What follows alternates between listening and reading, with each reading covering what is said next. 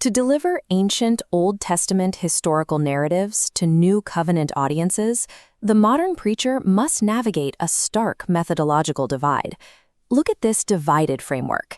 On the left, a preacher treats an ancient text as a simple to-do list for moral behavior.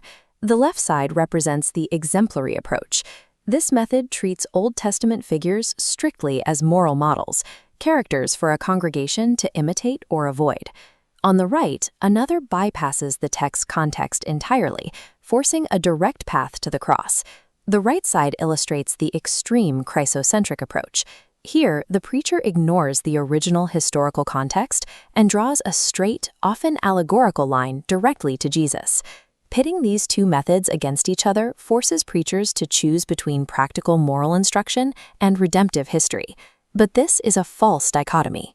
Because pulpits remain divided into these opposing camps, interpreting the text faithfully requires a rigorously formulated synthesis, one that avoids both the trap of behavioral moralism and the abstraction of pure allegory.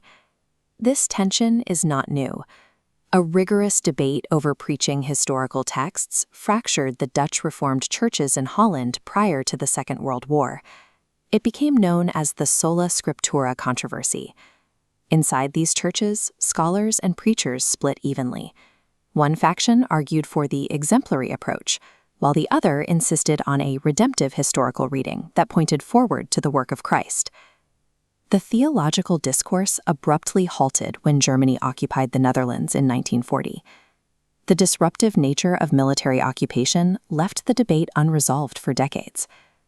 That pre-war division maps precisely onto the homiletical camps of today, now categorized as the theocentric versus Christ-centric debate.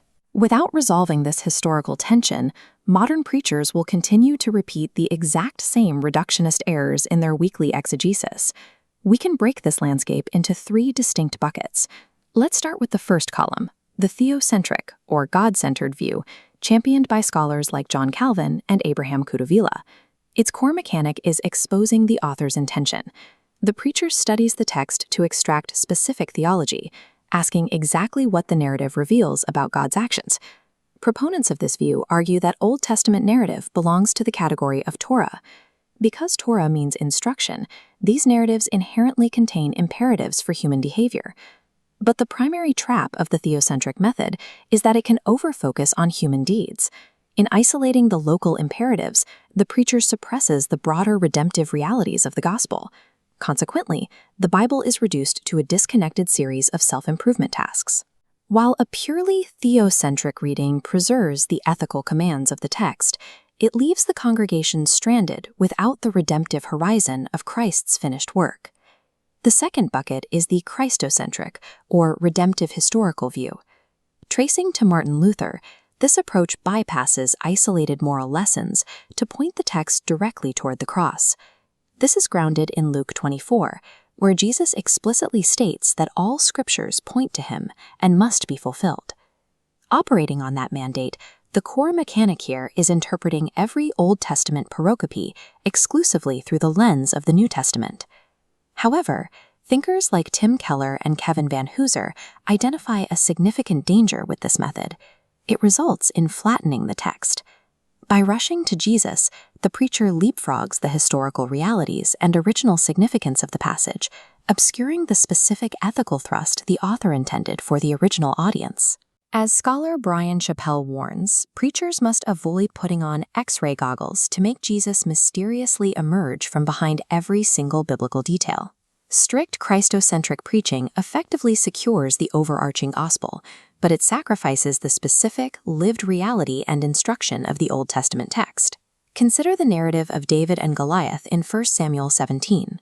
The theocentric preacher extracts David as a literal model of courage to imitate. Conversely, the Christocentric preacher cautions against this, insisting the primary theme points directly to Jesus' victory over Satan. This creates a severe homiletical dilemma. The preacher is seemingly forced to choose between preaching human courage or preaching Christ's victory. This case study exposes the danger. Forcing a choice between practical moral instruction and redemptive history ultimately breaks the homiletic engine of the local church. There is a third bucket, the mediating view, or Christotelic approach. This integrates both sides' strengths. Scholar Christopher Wright provides the rule. All the Old Testament points to Christ as the goal, but not every detail is strictly about Christ. Step 1 requires reading the text in its historic cultural environment. This is non-negotiable to extract its genuine ethical thrust. In Step 2, the preacher must take that specific theology and locate it inside the overarching meta-narrative of Scripture. This solves the tension between the imperative, the command for behavior, and the indicative, Christ's completed work. Watch the heavy imperative block lock securely onto the wide indicative foundation. It cannot stand without that foundation, yet the foundation doesn't alter the imperative's distinct shape.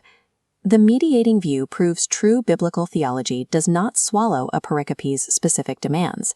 Rather, it provides the only foundation strong enough to anchor them. For the theocentric camp, the mandate is clear.